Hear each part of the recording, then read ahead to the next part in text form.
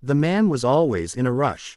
Damian Cross, the CEO who had turned 3 struggling companies into golden empires, lived in the sleek glass house at the end of the cul-de-sac, where curtains were always drawn and laughter never spilled out. Neighbors said he had no time for anyone, least of all the little girl who had moved in next door last month with her widowed mother. They whispered that he was a millionaire, maybe even a billionaire, but that his fortune hadn't bought him happiness. They were right. That morning, Damian's driver had called in late. His schedule was already bleeding into chaos. Back-to-back investor calls, a breakfast briefing, then a press shoot he hated but couldn't avoid. He adjusted his tie in the reflection of the tinted car window, jaw tight, when the smallest voice interrupted him. "Will you walk me to school?" He turned sharply. Standing there was Lily, tiny, no taller than his briefcase, with a backpack that looked far too big for her narrow shoulders. Her braids were a little uneven, and her shoelaces dangled dangerously loose, but her eyes were steady. Brave, expectant. Damian blinked, certain he'd misheard. No one asked him for favors. People begged him for jobs, for investments, for signatures. Not this. Not a walk to school. "You mean me?" His voice came out harsher than he intended. "Yes," Lily said, as though there was no doubt. She hugged the straps of her backpack tighter. "Mom has to go early to work today. And everyone else walks with someone. You're here." He opened his mouth to refuse, every instinct told him to. Children were not part of his world. They were loud, unpredictable, messy. His life was built on precision and control. He had quarterly reports and deals worth millions waiting. He didn't even know how to talk to kids. But Lily looked up at him with a trust so unshakable it startled him. The silence stretched. A breeze rustled through the hedges. Somewhere down the street, other children's laughter echoed as they hurried toward the school. And for the first time in years, Damian felt a pull he couldn't explain. "Fine," he muttered, glancing at his watch as though the numbers would punish him. "I'll walk you." But quickly, her smile, sudden and radiant, knocked the breath out of him. She slipped her small hand into his, as if it were the most natural thing in the world. He stiffened, his palm awkward, his stride too long, but she skipped to match him, chattering about her teacher, her favorite storybook, the spelling test she was dreading. At first, Damian barely listened. He kept scanning his phone, replying to urgent emails between her sentences. But after a block, he realized she was laughing, genuinely, freely, at his grumpy one-word replies. And somehow, without warning, he laughed too. The sound startled him. It felt foreign, rusty, but real. Halfway to the school, they passed a cafe where 2 women stared openly, one nudging the other. Damian was used to being recognized, photographed, critiqued. But never like this. The looks weren't sharp with envy or sharpened with gossip. They were softened, even approving. As though walking with Lily had transformed him into someone better than he was. By the time they reached the gates, Lily's grip hadn't loosened. She waved at a cluster of her classmates, then turned to him with solemn eyes. "Thank you," she said, as if it were the greatest gift in the world. "You don't look so scary when you smile." Damian froze, caught completely off guard. Scary. That was how children saw him. He wanted to correct her, deny it, but her giggle had already washed away the sting.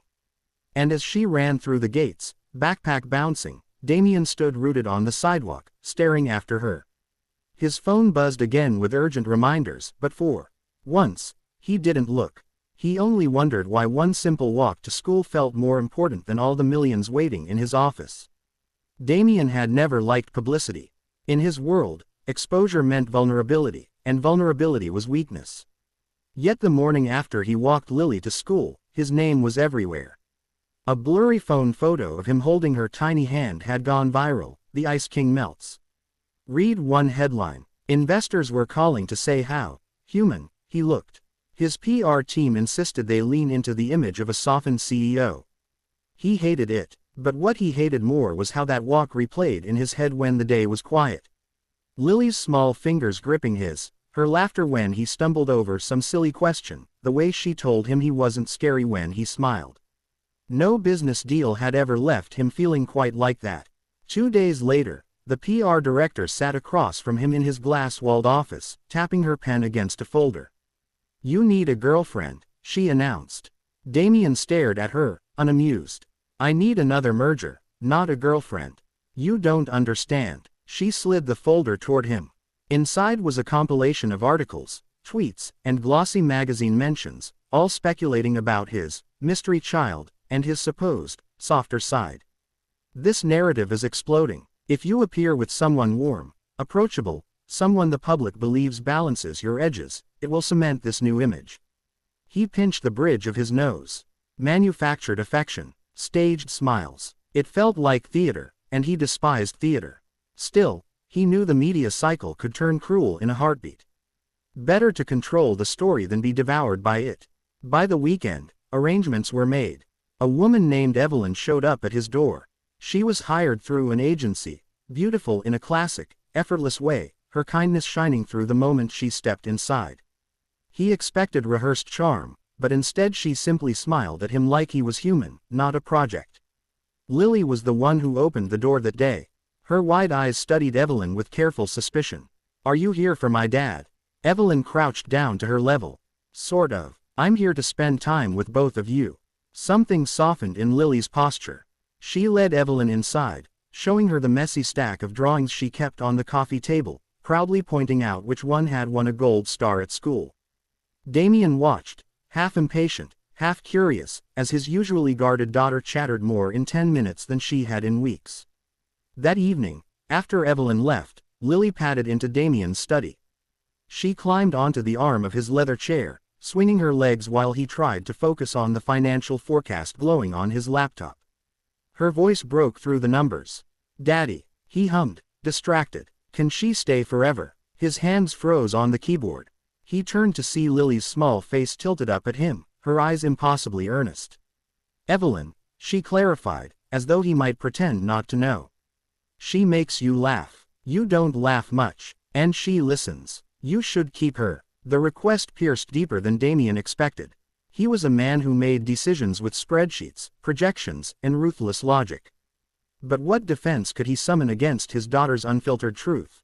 He had built an empire brick by brick, deal by deal, shutting people out to stay untouchable. And here was Lily, asking not for money or presents, but for someone who made their house feel less empty. He didn't answer her right away.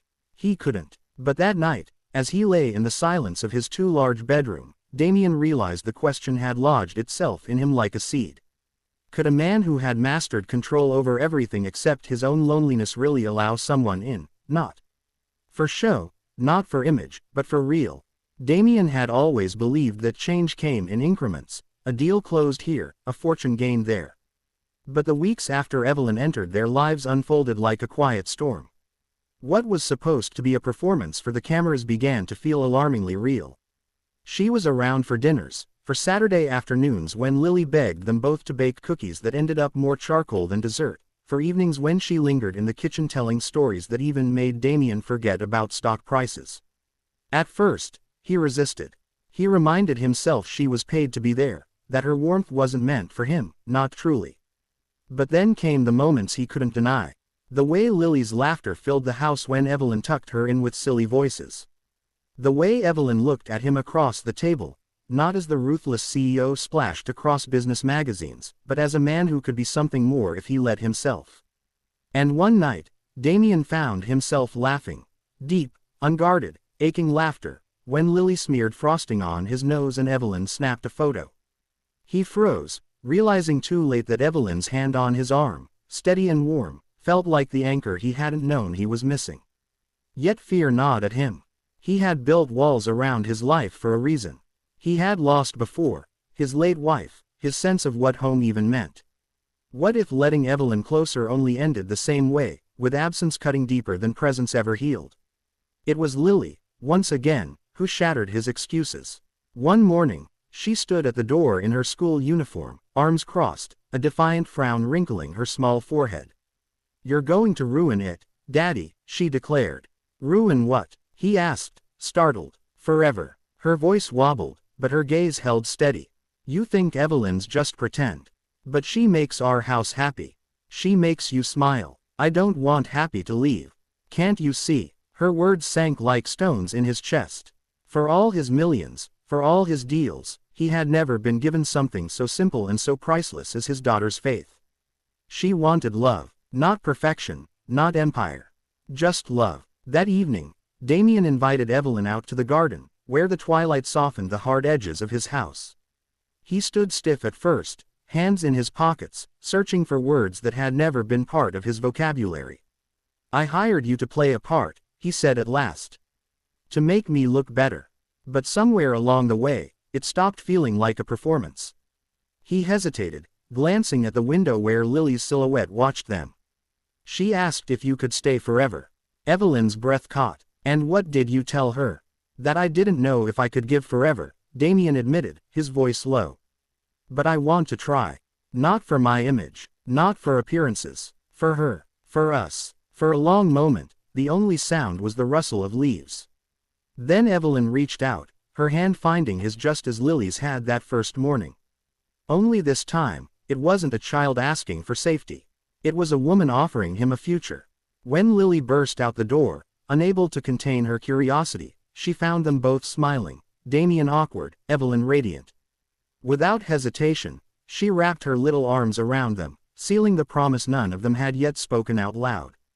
And for the first time in his life, Damien Cross, the Ice King, felt what no amount of wealth had ever given him: a home. Not built on contracts or fortune, but on the fragile, fearless love of a daughter and the woman who had taught him how to laugh again. The empire could wait. Forever had just begun.